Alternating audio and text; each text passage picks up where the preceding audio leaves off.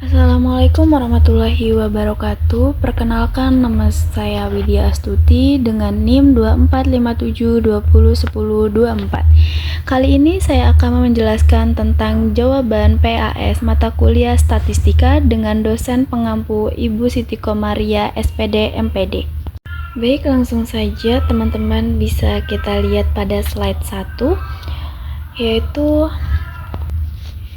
yaitu uji rata-rata satu populasi uji Z atau sisi kiri. Uji ini digunakan untuk membuktikan apakah rata-rata populasi lebih kecil dari klaim yang ada. Konteks masalah, sebuah pabrik mengklaim berat produksi adalah 500 gram U sama dengan 500, namun dari sampel 36 barang N sama dengan 26 ditemukan rata-ratanya hanya 490 gram, X sama dengan 495.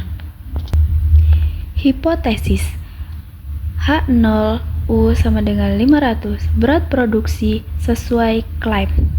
H1 U kurang lebih 500, berat produksi lebih kecil dari klaim.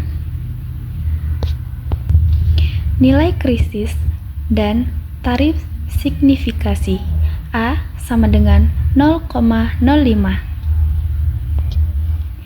Nilai batas krisisnya adalah min 1,645. Kesimpulan, karena min 2,5 lebih kecil, lebih ekstrim ke kiri daripada min 1,645, maka H0 ditolak, artinya rata-rata berat produk memang secara signifikan lebih kecil dari 600 gram. Baik, kita lanjut ke slide 2, uji rata-rata dua sisi, uji Z. Uji ini digunakan untuk melihat apakah ada perbedaan, tidak peduli lebih besar atau lebih kecil, rata-rata sampel dan rata-rata nasional. Konteks masalah, rata-rata nasional adalah 75 dari sampel 64 orang, didapat rata-rata 78 dengan standar deviasi 8. Hipotesis H0 U sama dengan 75, tidak ada perbedaan dengan rata-rata nasional.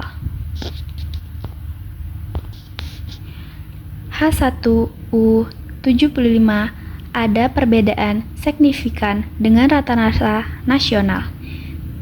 Statistik uji hasil perhitungan menunjukkan nilai Z sama dengan 3. Nilai kritis untuk uji dua sisi A per 2 sama dengan 0,025.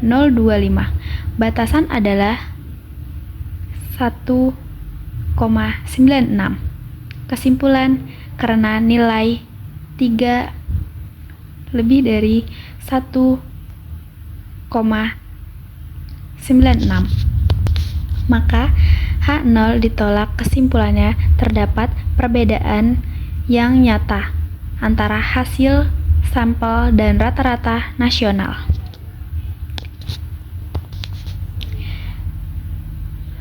Slide 3, uji kesamaan variance, uji F. Uji ini tertunjukkan untuk mengetahui apakah dua kelompok data memiliki tingkat keragaman variance yang sama atau berbeda. Hipotesis H0 Q pangkat 2 sama dengan Q pangkat 2 revisi. Hipotesis H0 Q2 sama dengan Q pangkat 2 variansis kedua kelompok sama homogen. H1 Q pangkat 2. Variansis kedua kelompok berbeda. Statistik uji. Menggunakan perbandingan variansis berdasar dibagi variansis terkecil. Didapatkan nilai F sama dengan 1,78. Nilai kritis berdasarkan tabel F dengan derajat bebas. dF1 sama dengan 11, dF2 sama dengan 9. Nilai kritisnya adalah 3,29. Kesimpulan karena 1,78 kurang lebih dari 3,29, maka H0 gagal ditolak. Artinya kedua kelompok data memiliki varians yang relatif sama, homogen.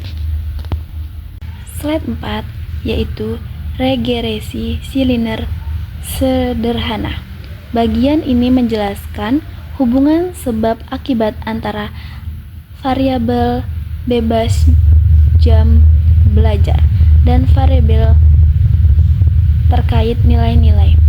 Persamaan regresi Y sama dengan 5 ditambah 5 kali.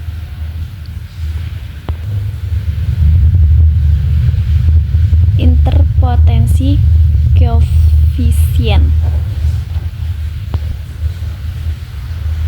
konstanta A sama dengan 55.